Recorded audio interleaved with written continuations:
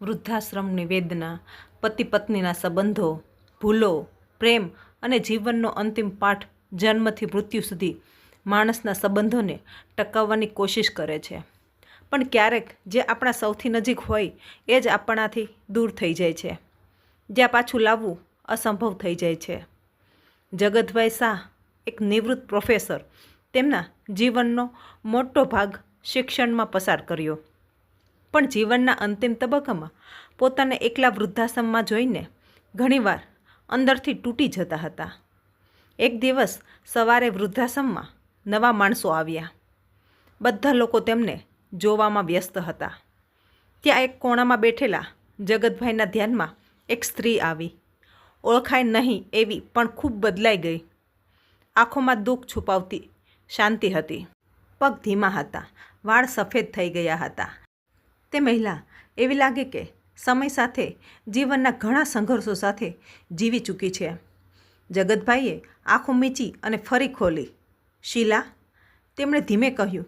તેની સામે ઊભેલી મહિલા હચમચી ગઈ. જગત?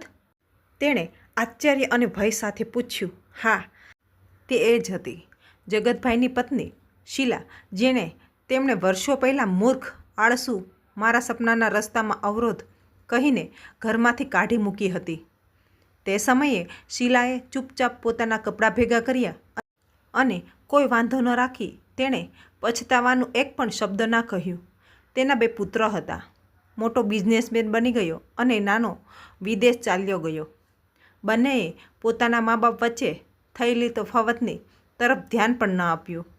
જગતભાઈએ એકલા જ જીવન જીવવાનું નક્કી કર્યું. વિદ્યાર્થીઓ, પુસ્તકો અને શિક્ષણમાં પોતાને વ્યસ્ત રાખ્યું. પત્નીને ભૂલી ગયા નહીં, પણ તેની કમજોરીઓ યાદ રાખી.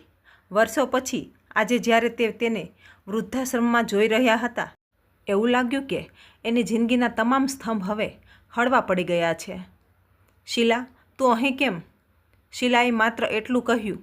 મારા પુત્રએ કહ્યું કે હવે એમના ઘરમાં મારા માટે જગ્યા નથી, પણ મારે અહીં શાંતિ છે. જગતભાઈની આંખોમાં પાણી આવી ગયા. શાંતિ તો તું ઘરથી પણ લાવી હતી, પણ હું તારે લાયક ન હતો.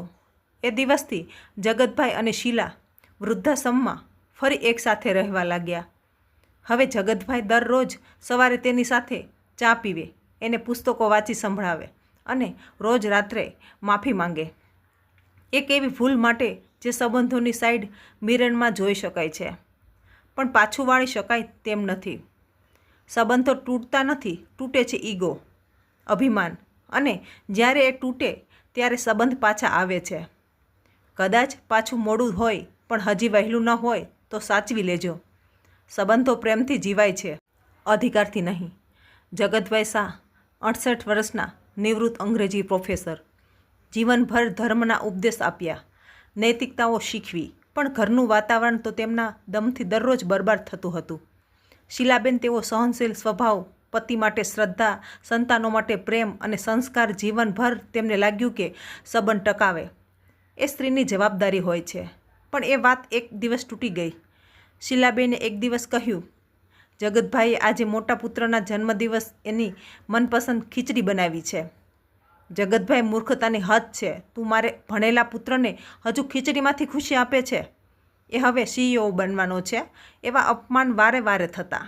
સંતાનો એ પણ હલકામાં લીધા. શીલાબેનને એક દિવસ કોઈ વાત પર ઝઘડો થયો. શીલાબેન દ્રઢતાથી ઊભી રહી અને બીજાએ કહ્યું, જગતભાઈ, હવે પૂરું થયું.